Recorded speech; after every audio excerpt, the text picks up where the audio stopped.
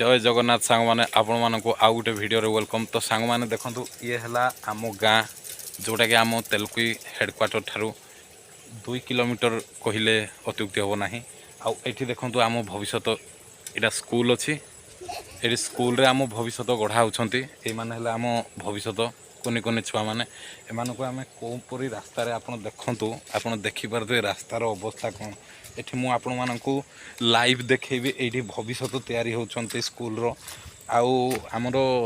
आम गाँव सरपंच आम गाँव एमएलए मध्य आम गाँव बर्तमान आउ आमर समिति सभ्य आम गाँव किंतु जो ढेग अच्छी उड़िया आपण मैंने जानी ये रास्तार मुझे ठीक से जापारनी गोटे ढेग अच्छी बढ़ई घरे भंगा कबाट यही ढेगटी मु कौन पाई मारली आप जापारे देखो आम गाँव रास्ता यहाँ है आम गाँव को एंट्री ये करेंगे आहरी बहुत भेराइटर रास्ता अच्छी यहाँ गोटे भेराइटी मुझे देखिली एठी जोटा कि आपणकर आंठू टे तल पर्यंत ये जापारे ये आहरी देखेबी जंघ पर्यंत भी गाड़ हो जाए रास्ता सब भेराइटी अच्छी आउ ये देखो पिला पचारू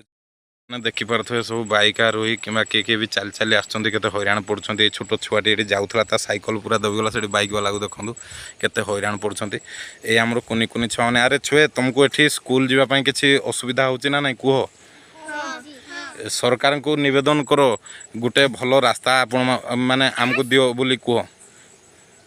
तुम मैंने गोटे भल रास्ता देले एठे स्कूल डेली आसब तो एते असुविधा होची ना नहीं स्कूल जावाई रास्ता सबुदिन जावा आसा करा असुविधा हो तुम सरकार को तो सांग मैंने आपण मैंने देखिपारे ये रास्तार अवस्था एमती आम गाँव सब पद लोक थाई भी आम एति हैरान पाचु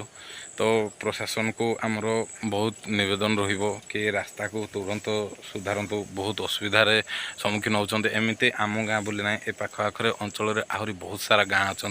जोठिकी रास्तार अवस्था या भी आहरी खराब मुझे मो भिडियो मध्यम निहाती देखेबी।